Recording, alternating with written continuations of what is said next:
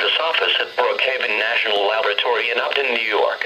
The preceding signal was a test of the Know All Hazards radio public warning system on station KWO35 from New York City.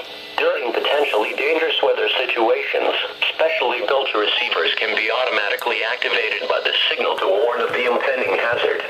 Tests of this signal and receiver performance are normally conducted by the National Weather Service at 11 a.m. each Wednesday. If there is a threat of severe weather, the test will be postponed to the next available good weather day. Reception of this broadcast, and especially the warning alarm, will vary at any given location.